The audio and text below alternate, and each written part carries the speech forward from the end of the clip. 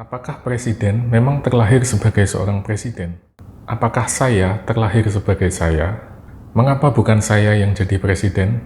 Atau sebaliknya? Pernahkah Anda mempertanyakan hal-hal semacam itu?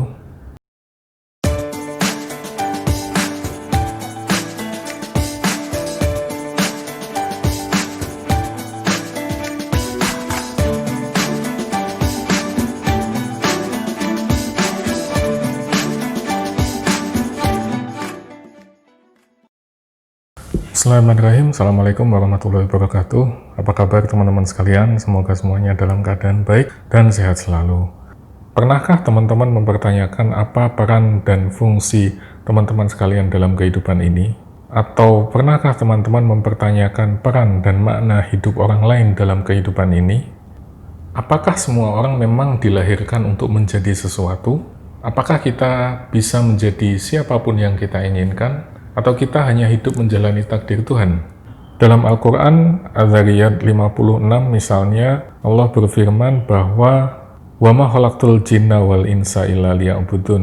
Allah tidak menciptakan jin dan manusia kecuali untuk beribadah. Kemudian di Al-Baqarah 30 juga disebutkan bahwa manusia pada dasarnya adalah khalifah di muka bumi. Tapi kita coba gali ke sesuatu yang lebih dalam lagi. Di video sebelumnya kita sudah bahas tentang bagaimana manusia seharusnya mencari virtue, bagaimana manusia seharusnya menggapai eudaimonia, kemudian bisa tercipta masyarakat yang saada dan sebagainya. Dan untuk mencapai itu semua, kita harus ingat bahwa manusia pada dasarnya punya fungsi masing-masing di dalam masyarakat atau di dalam komunitas. Sama seperti sebuah pisau. Pisau itu bentuknya bisa macam-macam. Ada yang panjang, ada yang pendek, ada yang pakai sarung, ada yang tidak pakai sarung. Ada yang gagangnya terbuat dari kayu, ada yang gagangnya terbuat dari logam. Tapi pisau tetaplah pisau. Walaupun misalnya sebuah pisau tidak dilengkapi sarung, dia tetap sebuah pisau. Walaupun misalnya sebuah pisau tidak ada gagangnya, tapi dia mungkin masih bisa disebut sebagai pisau. Tapi kalau pisau tidak memiliki bilah yang tajam itu, maka ia tidak bisa disebut sebagai pisau. Pertanyaannya sekarang adalah, apakah bilah pisau itu dalam diri Anda?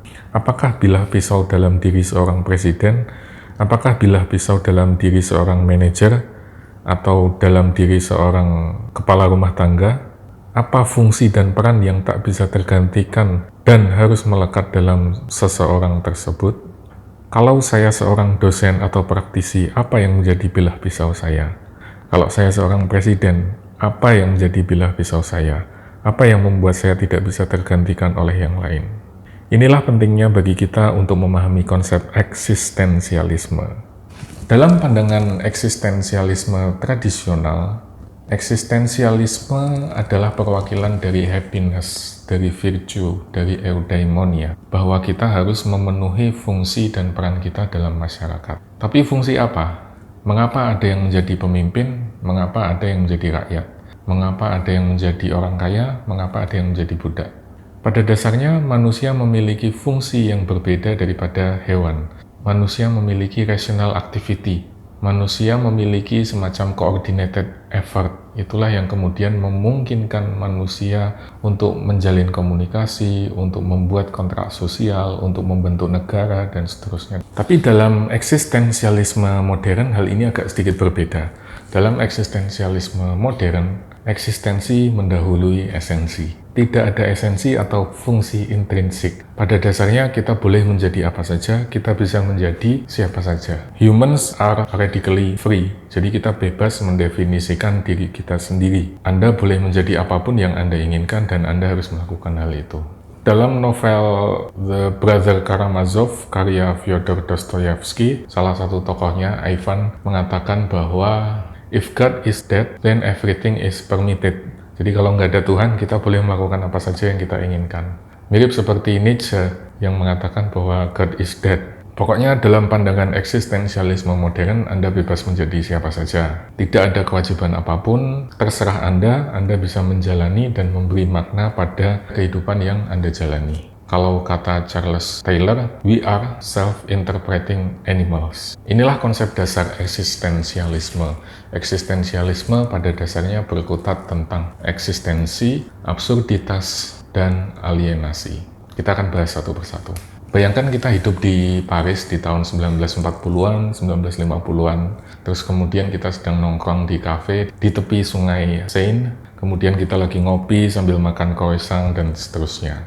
Kita ditemani oleh Albert Camus dan Jean-Paul Sartre. Kemudian kita dilayani oleh pelayan yang menyajikan kepada kita kopi dan pesanan yang tadi kita minta. Kata Camus, waiternya menjalani kehidupan yang absurd, hidupnya tidak otentik. Sementara kata Sartre, waiter ini tidak benar-benar ingin menjadi waiter. Ia hanya menjalankan peran dan fungsi yang ia yakini diharapkan oleh orang lain atau lingkungan di sekitarnya. Maksudnya apa? Pelayan tadi melakukan hal-hal tersebut, melayani kita dengan ramah, memberikan pujian terhadap pilihan menu yang kita ambil, dan mungkin ada sedikit rasa angkuhnya khas pelayan di Paris. Hal itu semua ia lakukan belum tentu karena keinginan yang muncul dalam dirinya. Bisa jadi ia melakukan hal itu karena faktor-faktor eksternal atau external authority. Inilah yang kemudian ditulis oleh Jean-Paul Sartre dalam Being and Nothingness. Sama halnya dengan saya bisa menjadi seorang dosen atau peneliti belum tentu karena authenticity yang ada di dalam diri saya. Saya menjadi seorang presiden misalnya belum tentu karena authenticity yang ada di dalam diri saya. Bisa jadi apa yang kita lakukan pada dasarnya adalah karena external authority, karena social expectation, karena family expectation, karena structural hierarchy yang ada di dalam masyarakat kita, karena persaingan ekonomi, atau karena banyak hal. Atau bisa jadi karena memang benar-benar authenticity yang muncul dalam diri kita. Inilah yang perlu benar-benar kita pahami. Begitu juga dengan Anda, atau dengan orang lain, atau dengan siapapun. Termasuk presiden, termasuk politisi, termasuk pemimpin daerah, termasuk manajer sebuah perusahaan, termasuk seorang wira swasta, termasuk seorang kepala rumah tangga, sama seperti kasus waiter tadi. Bisa jadi karena benar-benar authenticity yang muncul dari dalam diri, atau bisa jadi karena faktor-faktor lain yang berada di luar itu semua. Nah, mengapa pemahaman ini menjadi penting? Para eksistensialis memang selalu menanyakan pertanyaan semacam ini. Why am I acting this way? What do I truly want to do, misalnya? Atau is life worth living, seperti yang ditanyakan oleh Camus. Karena menurut para eksistensialis modern utamanya, the world pada dasarnya is meaningless, dan we give it meaning. Jadi dunia ini pada dasarnya adalah meaningless, dan kita yang memberi makna pada dunia itu. Nah teman-teman sekalian, absurd tadi bisa kita temukan di mana saja. Kadang kita dipaksa menghadapi eksistensi yang tidak ada artinya. Kadang kita dipaksa menghadapi situasi atau pemimpin yang tidak jelas maunya misalnya. Nah, para eksistensialis ini akan selalu berusaha untuk mencari makna atas apa yang terjadi di sekitar mereka. Kadang-kadang kita juga bisa menghadapi semacam existential crisis. Misalnya teman-teman mahasiswa yang sudah menjelang lulus tapi kemudian merasa hampa, tidak tahu apa yang dilakukan, galau atas pilihan jurusannya, dan seterusnya dan seterusnya. Atau bisa juga teman-teman yang sedang mengambil studi PhD. Atau teman-teman yang lagi ngambil PhD misalnya. PhD itu kan studi yang butuh waktu panjang, butuh stamina yang tinggi. Kadang-kadang di tengah jalan mereka akan mengalami impostor syndrome. Saya nggak pantas deh kayaknya ambil PhD. Saya nggak merasa cukup pintar atau cukup mampu untuk ambil PhD dibandingkan dengan teman-teman saya, dan seterusnya dan seterusnya. Atau kalau Anda mengalami usia-usia yang sudah paruh baya, kemudian mengalami krisis identitas dan seterusnya, itu adalah bagian dari existential crisis yang tadi saya sebutkan. Nah, kata Albert Camus, teman-teman sekalian, kita menghadapi absurditas itu dalam beragam bentuk. Misalnya karena kebosanan atau kelelahan, karena berbagai macam rutinitas yang kita hadapi, atau karena kita melihat sesuatu yang out of context, atau karena mungkin kita menyadari kelemahan dan ketidakmampuan dalam diri kita untuk bertindak dan memahami sesuatu. Menurut Camus, hidup itu harusnya tidak ada tekanan. We create our own meaning. There is no outside authority. There is no outside standard. Tapi konsekuensinya, kalau kita memilih untuk melakukan A, maka kita bertanggung jawab penuh atas pilihan yang kita ambil. Kalau kata Camus, I draw from the absurd 3 consequences. My revolt, my freedom, and my passion. Intinya adalah karena kita memberikan revolt, karena kita memberikan meaning, maka itulah yang menjadi keputusan yang kita ambil. Dan karena keputusan itu kita yang ambil, kita harus passionate di situ. Pokoknya I can make it my own. I can make it wherever I want. Ini adalah my responsibility, tapi juga saya excited untuk mengerjakan, untuk menyelesaikan ini semua. Nah, hal ini relevan misalnya ketika Anda melihat sesuatu yang membosankan atau melelahkan di kantor Anda atau di kampus Anda misalnya. Tapi Anda harus menjalani perintah bos, Anda tetap harus mengikuti perintah dosen. Anda melihat semacam absurdity mungkin bagi Anda di dalam pemerintahan atau di lingkungan hidup Anda atau dimanapun, dan Anda harus membiarkan hal itu terjadi, whatever happens. Tapi Anda masih bisa mengontrol hal ini semua. Dan Albert Camus mengilustrasikan hal ini dalam The Myth of the Sisyphus. Jadi intinya teman-teman sekalian, Sisyphus itu adalah raja yang kejam. Dia menjalankan pemerintahan yang tirani, dan hal ini membuat Zeus marah. Suatu saat, Zeus mengirimkan Thanatos, dewa kematian, untuk menghukum Sisyphus. Sisyphus dibawa ke dunia bawah tanah, kemudian akan dirantai di sana. Tapi dia punya trik. Dia meminta Thanatos untuk menunjukkan bagaimana sih cara rantai ini bekerja. Tapi kemudian ketika dia mendemokan itu, rantai itu malah digunakan untuk mengikat Thanatos. Akibatnya Sisyphus bisa kembali ke dunianya. Karena hal ini Zeus marah kan, terus kemudian ingin menghukum kembali Sisyphus. Tapi Sisyphus punya trik. Ketika dia akan mati, dia meminta istrinya untuk membuang jasadnya dari istana di atas, kemudian dijatuhkan ke bawah supaya nanti jasadnya bisa hanyut dibawa oleh air sungai. Kemudian Sisyphus bertemu dengan Persephone atau ratu bawah tanah. Jadi dia mengadu kepada Persephone bahwa istrinya Merope tidak memberikan kepada Sisyphus pemakaman yang layak. Nah, karena rasa iba itu, maka Persephone membolehkan Sisyphus kembali ke dunia dengan catatan dia harus memberikan hukuman kepada istrinya Merope. Tapi tentu saja ia ingkar. Nah, kali ketiga Zeus mengirim Hermes. Hermes ini lebih pintar daripada dua utusan sebelumnya. Sisyphus dibawa ke sebuah tempat bernama Hades, kemudian dia diberikan hukuman untuk mengangkat batu ke atas bukit. Sebelum batunya mencapai puncak bukit, batunya akan menggelinding lagi ke bawah, sehingga Sisyphus harus melakukan pekerjaan ini dari awal lagi. Memulai lagi mengangkat batu, menggulirkan batu ke atas, dan jatuh lagi, dan begitu seterusnya. Tapi somehow Sisyphus bisa menjalani atau menikmati semua ini dengan penuh senyum, dengan penuh kegembiraan. Jadi kadang-kadang dalam kehidupan manusia modern kita melihat alegori ketika seorang manusia harus mengerjakan sesuatu yang pada akhirnya sia-sia. Tapi dalam cerita Sisyphus setidaknya ada pelajaran moral yang bisa kita ambil di sana. Tentu saya tidak mengajari Anda untuk menjadi raja yang lalim. Sisyphus memang tidak dapat mengendalikan apa yang dia lakukan, tapi dia bisa memberikan kendali atas makna yang ia berikan terhadap apa yang dia lakukan. Ini dua hal yang berbeda. Sisyphus bisa mengendalikan cara berpikirnya. Dia bisa memberikan arti atau makna terhadap apa yang dia lakukan. Hal ini secara radikal bisa membebaskan Sisyphus dari hukuman yang tidak masuk akal tadi. Oleh karena itu, Sisyphus bisa mendorong atau mengangkat batu dengan penuh semangat, dengan penuh rasa gembira, walaupun ia tahu bahwa batu itu nanti akan tergulir lagi, akan jatuh lagi ke bawah.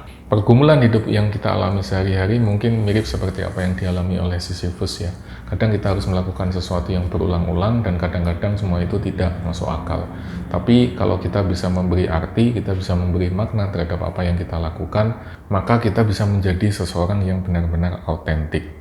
Lalu hal yang kedua yang ingin saya sampaikan adalah terkait dengan alienasi. Martin Heidegger dalam Being and Time mengatakan bahwa I give my life meaning through project I select. Saya memberikan makna dalam kehidupan saya melalui pekerjaan-pekerjaan yang saya pilih. But my range of choice is not up to me. Tapi pilihan-pilihan yang saya miliki bukan saya yang menentukan. Teman-teman sekalian, Martin Heidegger berpendapat bahwa manusia dilemparkan ke dunia ini dengan constraint-constraint yang ada. Dan kadang-kadang constraint itu akan membuat kita teralienasi. Kita merasa seperti orang asing, completely strangers. Saya tidak bisa memilih untuk dilahirkan di Amerika, saya tidak bisa memilih untuk dilahirkan pada tahun 2000-an misalnya. Saya juga tidak bisa memilih untuk dilahirkan di bawah keluarga konglomerat yang kaya misalnya. Saya juga tidak bisa memilih untuk dilahirkan menjadi seorang kaisar Romawi, karena itu sudah terjadi ratusan tahun yang lalu. Saya juga tidak bisa terlahir sebagai seorang penemu listrik misalnya, karena hal itu sudah ditemukan oleh orang lain.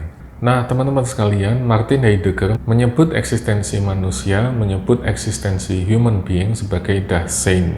Nah, menurut Heidegger, kita harus completely immerse, kita harus being in the world. Kemudian kita harus nyebur, kita harus terlibat, kita harus mendalami. Karena being itu menjadi backdrop terhadap segala sesuatu yang kita lakukan. Hal inilah yang kemudian nanti akan melahirkan authenticity. Dasein yang authenticity akan selalu aware terhadap eksistensinya sebagai bagian dari hidupnya. Dasein yang otentik didefinisikan oleh dirinya sendiri dan tidak dipengaruhi oleh orang lain.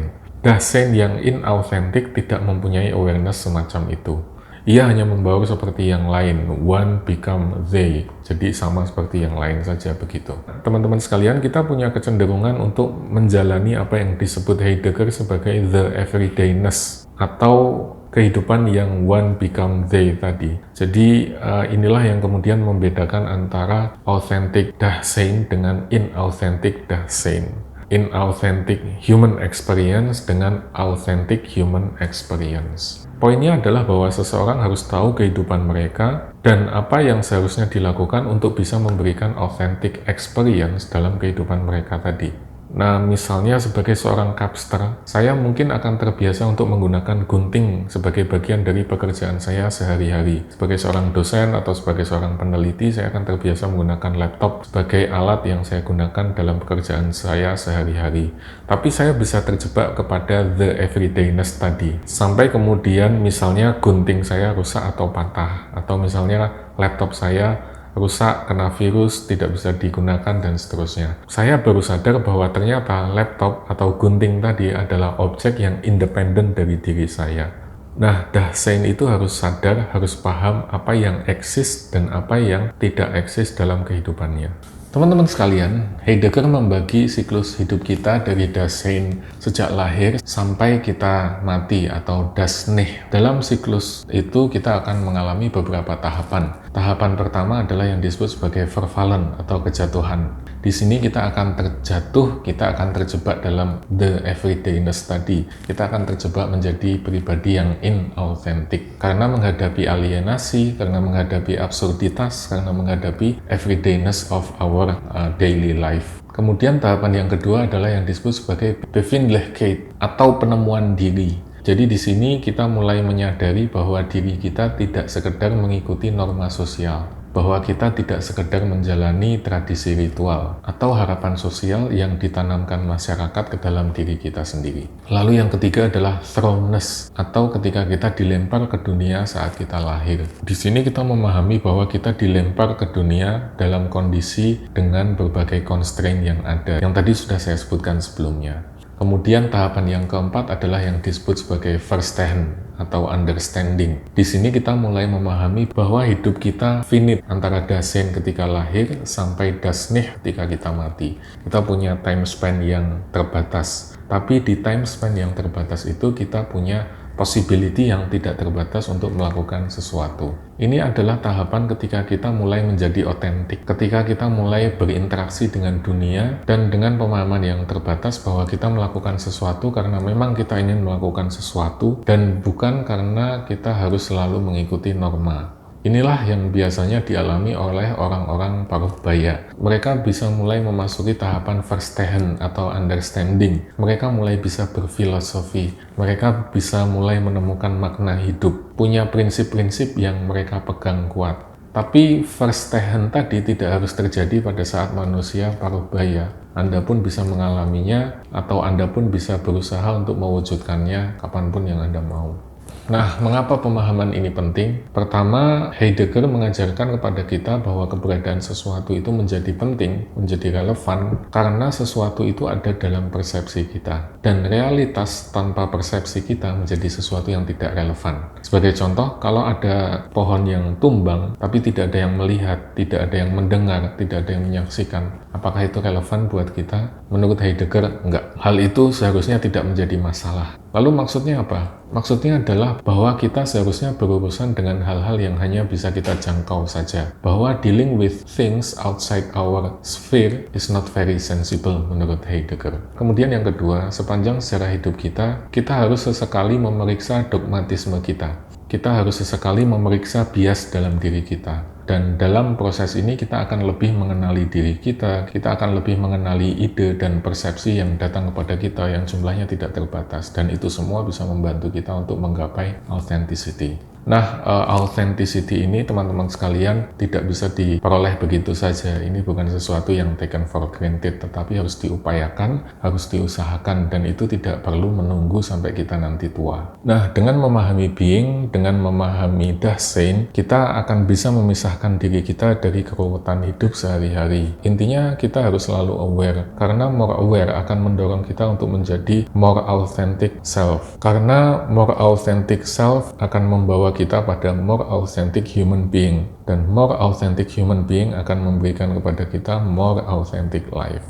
Memahami konsep eksistensialisme memang tidak serta-merta akan langsung menyelesaikan masalah yang kita hadapi. Memahami eksistensialisme juga tidak akan membuat hidup kita langsung bahagia, kemudian gembira, kita akan happy life, happy ending, seperti yang ada di dalam film-film dan seterusnya. Nggak semacam itu. Tapi dengan memahami eksistensialisme, bisa membantu kita untuk mengidentifikasi apa yang sesungguhnya kita cari dalam diri kita. Karena kita bisa memahami apa yang samar, apa yang palsu, apa yang konyol, mana yang sandiwara, mana yang realita. Eksistensialisme juga tidak lantas otomatis membuat masalah hidup kita selesai.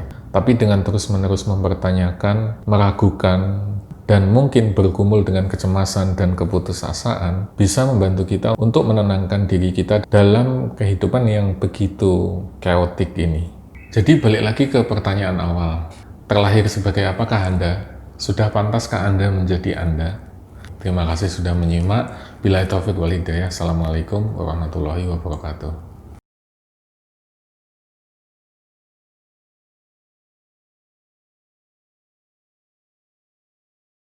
Apa ya? Mungkin kita kasih nama petrichor aja ya. Petrichor itu kan bau khas yang muncul kalau tanah atau debu itu kena hujan. Baunya tuh enak banget ya. Mendamaikan, menenangkan gitu rasanya. Kalau orang Nganjuk bilang itu ampo, ya pengennya kan gitu. Seri video ini kan bisa memberikan memberikan pencerahan yang mendamaikan, yang menenangkan seperti petrichor. Kalau dulu di Inggris kan sering banget hujan ya. Jadi kalau tiba-tiba hujan terus kita ngeyup di kafe sambil ngopi, sambil lihat orang lalu lalang, sambil lihat hujan dan lain sebagainya. Terus dari situ biasanya kan muncul nih pertanyaan-pertanyaan yang mungkin nggak biasa, pertanyaan-pertanyaan yang nggak di permukaan, tapi kita coba gali lebih dalam gitu. Biasanya nanti akan muncul nih semacam serendipity atau istilahnya unplanned fortunate discovery. Pengennya orang nonton itu ya jadi kayak gini ya. Serendipity itu judul film tahun 2001 kalau nggak salah, Kate Beckinsale. Cakep. Nah, harapannya kan kalau orang nonton video kayak gini itu bisa seperti petrichor tadi, bisa memberikan pemahaman yang mendamaikan, yang menenangkan. Terus kemudian setelah mengikuti itu semua bisa muncul semacam serendipity, bisa muncul semacam eureka atau aha moment. Idealnya begitu. Wis.